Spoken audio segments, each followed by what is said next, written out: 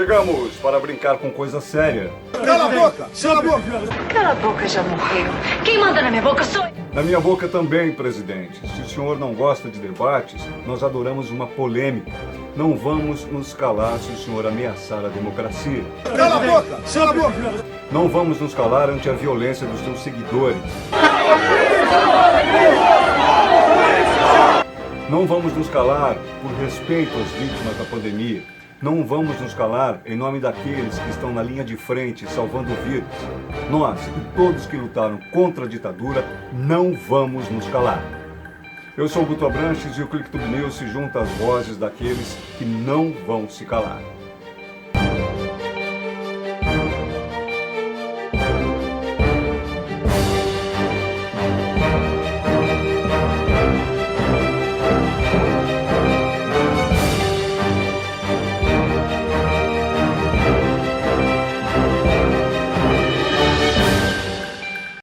Todo esse isolamento social, esse distanciamento, está obrigando a gente a fazer uma espécie de reflexão sobre a vida, né?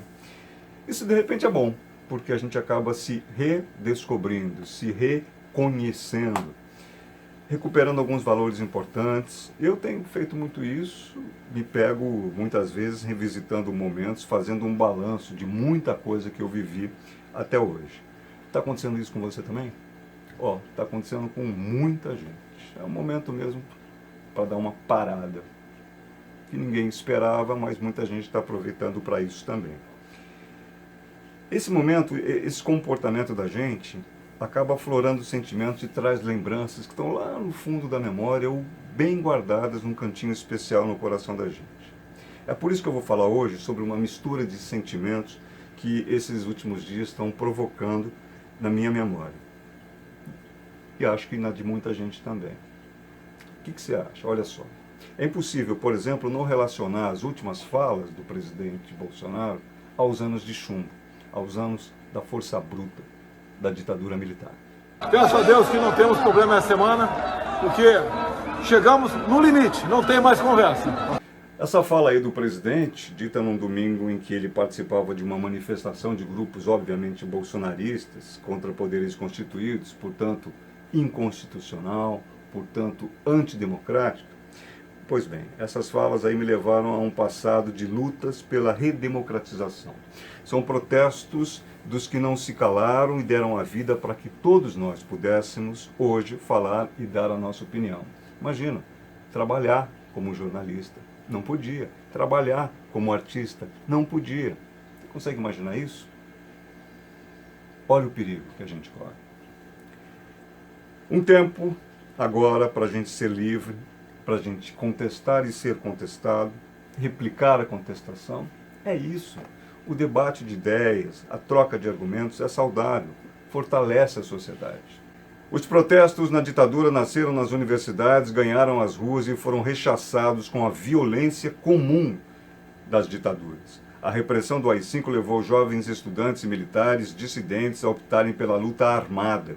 A tortura e as mortes de brasileiros não podem ser páginas esquecidas da nossa história. Presidente, o senhor não pode e não vai nos calar. Tentar reescrever a história, mascarar a barbárie, como o senhor tentou fazer ontem. No encontro a portas fechadas e fora da agenda, Bolsonaro recebeu o Major Curió, que comandou a repressão à guerrilha do Araguaia e confessou ter torturado e assassinado guerrilheiros e moradores da região, alguns rendidos e desarmados, segundo o Ministério Público. Para os promotores, um criminoso que agiu à margem da lei. Para o presidente, um herói da nação. Gente, eu preciso olhar com distanciamento ideológico a história para a gente entender os fatos, se não como se deram na expressão da verdade, mas o mais perto possível disso. A gente está falando de um momento, aquele momento, de exceção de um Brasil acuado, interna e externamente, envolvido na batalha ideológica da Guerra Fria. Para os olhos do mundo civilizado e da justiça, o Major Curió nunca foi um herói. Mas para o secretário de comunicação do governo, Fábio Weingarten, ele e os militares do Araguaia foram heróis. E ele postou isso nas redes sociais do governo, tornou oficial. O Ministério Público Federal pediu a abertura de uma investigação contra o secretário. Presidente, é por essas e por outras que nós jornalistas não vamos nos calar. É por essas e por outras que os setores da sociedade que viveram a repressão não vão se calar diante da sua agressividade e das atitudes dos seus seguidores também. Depois de identificar e abrir inquérito contra esse funcionário público terceirizado e essa empresária de Brasília pelas agressões às enfermeiras que protestavam por melhores condições de trabalho na pandemia, a Polícia Civil do Distrito Federal ainda tenta identificar esses 3 homens que participaram das agressões aos repórteres e fotógrafos do jornal O Estado de São Paulo. Sobre essas agressões, o Jornal Nacional de ontem mostrou o presidente conversando com o empresário que aparece nas imagens, que xingou, né, como você viu, que xingou as enfermeiras.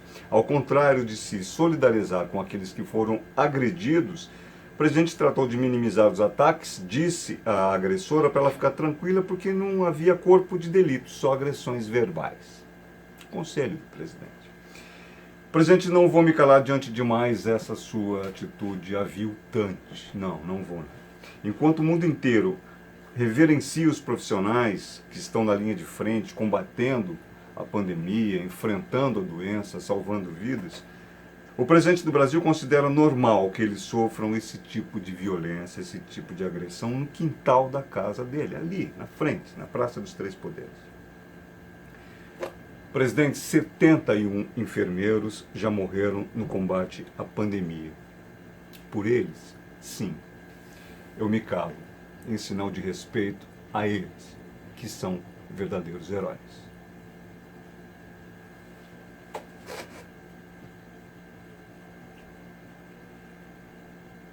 Presidente Bolsonaro, o senhor tem feito muita gente refletir sobre o valor do voto, sobre atitudes agressivas que costumam servir de anteparo, de escudo para a insegurança, para o despreparo, para o desequilíbrio.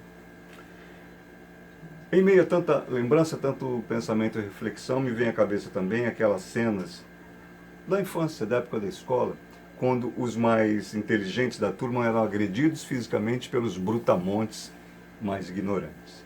Também me lembro daquela brincadeira inocente, na época, que serve muito bem para o nível de argumento que o senhor propõe hoje em dia. Cala a boca, já morreu. Quem manda na minha boca sou eu. Quem andava ali meio morta é a secretária de Cultura, Regina Duarte. Hoje ela voltou a falar, falou, mas calou, se é que vocês me entendem. Quem esperava uma voz firme da secretária que foi exposta publicamente pelo presidente na reunião em Brasília, viu uma bela de uma passada de pano na situação. Ela saiu dali com um plano nacional da cultura e sem falar nada sobre o que aconteceu nos últimos dias. A Regina Duarte precisava se calar? Será que a trajetória dela, a carreira dela não lhe confere um status moral suficientemente sólido para ela reagir às ofensas que vem suportando do presidente? Porque são ofensas. Quem não se rendeu aos benefícios do poder, não se calou. O ator Lima Duarte fez questão de falar ao coração sobre o amigo Flávio Miliaccio e lembrar como os artistas foram perseguidos, impedidos de trabalhar, de criar durante a ditadura. Eu te entendo, Miliaccio. Eu te entendo. Porque eu, como você, somos do teatro de arena. Com Paulo José, com Chico de Assis, com Guarnieri. Foi lá que nós aprendemos com Boal que era preciso, era urgente que se pusesse o brasileiro em cena. Numa interpretação, num Brasil dominado por essa interpretação de consumo determinada por Hollywood, posto que éramos uma colônia cultural, somos ainda. Era urgente que se pusesse o homem brasileiro em cena, com o seu falar, com o seu sentir, com o seu jeitão. A alma brasileira, você foi um mestre. Você conseguiu colocar, e eu também. Colocamos em cena o homem brasileiro. Foi linda essa viagem, essa aventura foi espetacular. nos dedicamos a isso, com denodo, com ardor, com paixão, colocar o homem brasileiro, a alma brasileira em cena. Nós conseguimos isso no Teatro de Arena. Foi lindo. Depois, e é por isso que eu te entendo, veio 64. Pouco depois de 64, nós ficávamos ali na escada da Tupi, que tem até hoje aqui no Sumaré, o Dionísio Azevedo, o Walter Dust, o Túlio de Lemos, o Plínio Marcos. Ficávamos ali esperando a veraneio que viria nos buscar. Um carro daquela época. E um dia virou uma à direita ali na esquina da Tupi, encostou. Eu disse, é a minha. E todos disseram, é isso, Lima. Vieram buscar o Ariclenes. Pode parecer castigo, mas é daquelas coincidências estranhas da vida. Só que eu não acredito em coincidências, sinto muito. Sabe quem se calou hoje, ao menos temporariamente? O porta-voz da presidência da República, Otávio de Rego Barros. O cara tem uma função chamada porta-voz e ele vai ter que ficar calado, ou muito mais quieto, para se tratar. Ele foi calado por um inimigo maior do que qualquer agressor da democracia. O porta-voz é a mais nova vítima do coronavírus no Brasil. Vai ter que se cuidar. A doença que não escolhe ideologia e classe social já matou mais de 8 mil brasileiros e registra mais de 3 mil novos casos por dia. Santa Catarina viu os casos no estado triplicarem depois da autorização para a reabertura do comércio. E ainda tem gente que quer silenciar os governadores que querem manter o isolamento social. Difícil, né? Bom, vamos dar um pulo na Europa, onde o novo normal vai ganhando forma aos poucos. Já tem governo autorizando a volta do futebol ainda para este mês, só que com portões fechados. Nos Estados Unidos, o clicktuber Jaci Carvalho manda informações sobre a situação na Flórida, onde a volta à normalidade tem sido gradual. O link para acessar as produções do Jaci está aqui embaixo na descrição desse vídeo, como também os links que acabaram de estrear na plataforma ClickTube, os links para os vídeos que acabaram de estrear. A conferir, Juliana Verbonen, do canal Vamos em Frente, dá dicas sobre como procurar emprego na quarentena. No canal Blogoleada TV, o Fernando Galvão ouve um infectologista que fala sobre os riscos da volta do futebol. O canal Ludimoto traz uma entrevista com o piloto da equipe Honda, Hector Assunção. E no canal Borracha TV, Eduardo Abas mostra o novo pneu que está chegando ao Brasil para atravessar trilhas e enfrentar as estradas esburacadas. Já que a gente está falando aí de esporte, uma passadinha pelo esporte, tem que falar de um vídeo que viralizou, explodiu, e não foi à toa. Foi durante o programa Bem Amigos do Sport TV. O comentarista Casagrande passou-lhe uma descompostura no Caio Ribeiro. E olha que o Caio é um cara de quem eu gosto muito. Gosto muito também do Casão, mas confere só. O Casa nunca foi de se calar, retomando o nosso mote da edição de hoje. Pois bem, para quem bem lembra, ao lado do Sócrates, do Vladimir, do Zenon, ele foi um dos líderes da democracia corintiana, ainda no período da ditadura.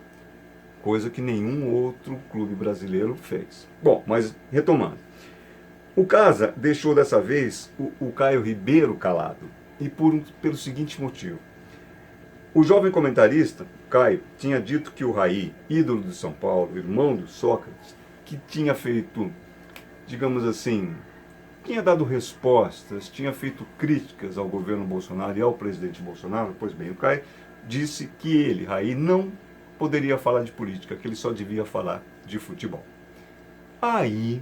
o ônus de falar sobre o que ele quiser, né?